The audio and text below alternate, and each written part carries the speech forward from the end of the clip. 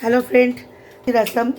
দেখো, কড়াইতে প্রথম সরষের তেল দিয়েছি, তারপরে দেবো তোমার কড়াইয়ের মধ্যে ফোকাস করবি। হ্যাঁ, তারপর দেবো শুকনো লঙ্কা। দিদি ওটার মধ্যে তুমি হিংটাকে দিয়ে দাও, হিংটা লাগবে আমার।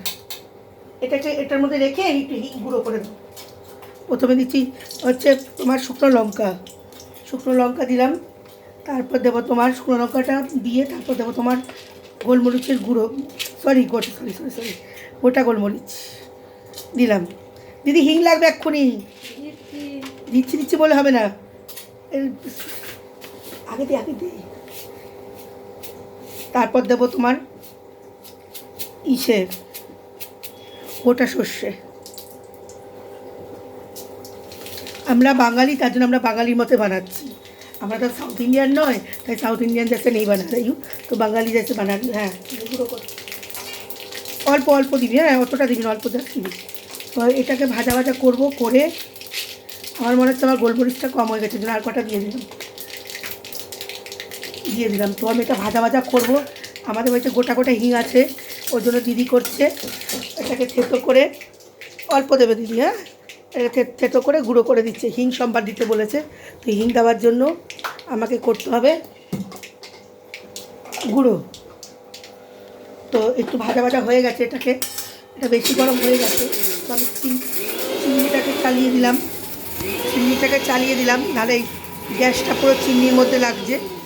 তো হিং গুঁড়ো হয়ে গেছে। বাস নিয়ে আসো, হিংটাকে ঢেলে দাও, এখানে ঢেলে দাও দিদি। ভালো বুদ্ধি দিলি ভিডিও বানানোর, কাচিয়ে হিংটাকে মধ্যে ঢেলে দাও। দিদি জল দিলে তো বেশি করে উঠবে, হিংটাকে ঢেলে দাও, গুঁড়ো হিংটাকে।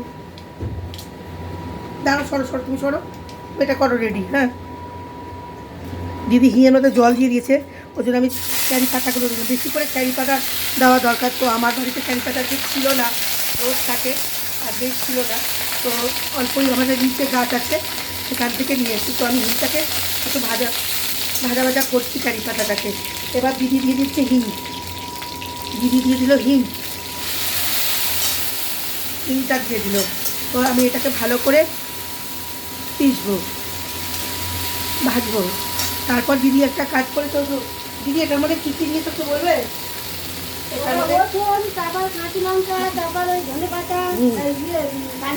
হ্যাঁ, এটার মধ্যে ফোকাস কর। এটার মধ্যে দিদি বলছে, দিদিকে তো ধর কী দিয়েছে রেসিপিটা, এটা কী করে বানাচ্ছে দিদি বলে দিচ্ছে। হ্যাঁ, আর কী দিয়েছো? হ্যাঁ, কাঁচা লঙ্কা দিয়ে এটাকে মিক্সিতে আধা করে বেটেছি। তো আমি এটাকে এখন সোমবারের কাজে লাগাবো। তো এটাকে দিয়ে দিলাম সোমবারের মধ্যে। তো এটাকে এখন একটু ফ্রাই করবো আমি, ফ্রাই করে তারপর টমেটো দেবো। দেখো বন্ধুরা, আমি ফ্রাই করছি,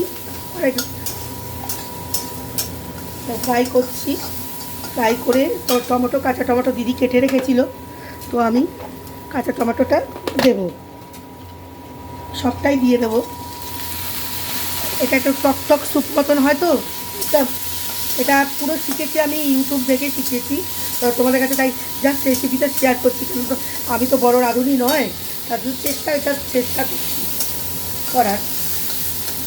টমেটোটাকে ভাজা হবে, টমেটোটা সিদ্ধ করার জন্য আমি করবো এর মধ্যে। হ্যাঁ,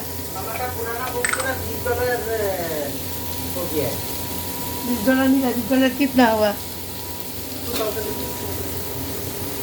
पेमेंट करेगा? मैं 2000 টাকা পেয়েছে বুঝলি। हाँ, इसको मैं फ्राई कर रही हूँ। नून देके थोड़ा ढक देती हूँ, ढक के थोड़ा जब टमाटो सिद्ध हो जाएगा तब मैं उसमें गर्म पानी डालूँगी। गर्म पानी कहाँ है रे?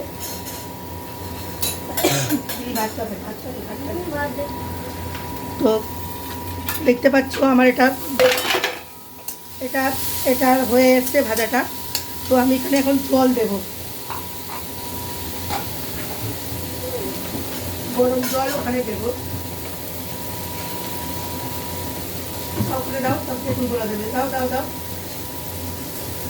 দিয়ে দাও, ঠান্ডা দিয়ে দাও, গরম জল আর দিয়ে দিচ্ছি।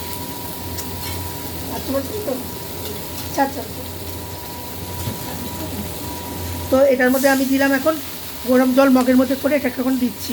এবার দেবো তেঁতুল, তেঁতুলের জলটা, তেঁতুলের বিচি নেই, এটাকে ইসে করে রেখেছে একদম তোমার পিষে, দেখো বিচিগুলো ছাড়িয়ে ভেজে সেঁকে রেখেছে। তো এটাকে আমি এখন দিয়ে দিলাম। তারপরে জলটাও দিই।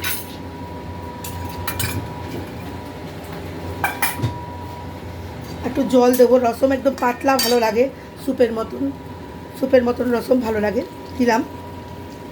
যেহেতু আমার কাছে মশলা করা নেই, তো আমি মশলার প্যাকেটটা ফেলে দিয়েছি দিদি, যেটা আমি কিনে এনেছিলাম, রসম মশলা আলাদা করে কিনে ভিজিয়ে রেখেছিলাম। তো এটাকে দিয়ে দিচ্ছি এখন, এটাও গরম জলে ভেজানো। আমি রসম বানানোর জন্য এই মশলাটা ইউজ করলাম, এটা ভিজিয়ে রেখেছিলাম। তো আমি এবার পরিমাণ মতো এটাকে ফুটতে দেবো ভালো করে, ফুটে হয়ে আসলে আমার রসম হয়ে যাবে তৈরি। তার জন্য আমি এখন এখানে আমি দিয়ে দেবো একটু নুন দিয়ে দিলাম। গুড় দেয়, আমার কাছে গুড় অ্যাভেলেবেল নেই বলে আমি এখানে এখন দিচ্ছি চিনি, এটার মধ্যে গুড় দেয়, কিন্তু এটা হবে খাট্টা মিঠা একটা স্যুপের মতন। তো এটাকে এখন দিয়ে দেবো ফুটতে। তার আগে আমার জমির নিয়ে এসেছি ধনেপাতা, তো এই ধনেপাতাটা খুব সুন্দর গন্ধ, এটাকে দিয়ে দেবো।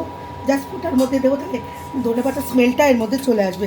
নামানোর আগেও একটু ধনেপাতা দিয়ে তারপর নামাবো, যেহেতু আমি ধনেপাতার স্মেলটা পছন্দ করি সেহেতু। এরকম এটাকে ঢেকে আমি দিয়ে দিলাম, এটাকে ভালো করে ফুটতে দেবো। এখন এটা হবে স্যুপ। দেবো, কালারটা রাখো পুরো রসম কালার, রসুনই দিইনি, ঠিক আছে। এটা এখন ফুটতে দেবো, হয়ে যাবে ভালো কালার। এটাকে গ্যাসটাকে একটু কমিয়ে দেবো, কমালে রসুনটা একটু ভালো হবে। এই দেখো, এদিকে আমি চিকেন রান্না করলাম বিনা তেলে, একদম এক ফোঁটা তেল না দেওয়ার মতন। দই ছিল না আমার ঘরে, টক দই থাকলে টক দই দিয়ে বানাবো এবার চিকেন, কারণ আমাকে তেল খেতে একদমই বারণ করেছে ডাক্তার। তো এই জন্য আমি বিনা তেলে চিকেন বানাচ্ছি। একটু জাস্ট ঘি দিয়েছি এই কারণে যেন একটু স্মেলটা ভালো আসে, খেতে ভালো টেস্ট হয়। তো আমার কার ভালো লাগলো কমেন্টে বলো, সাবস্ক্রাইব আর লাইক জরুর করো, শেয়ার করতে বলো না please. Thank you for watching.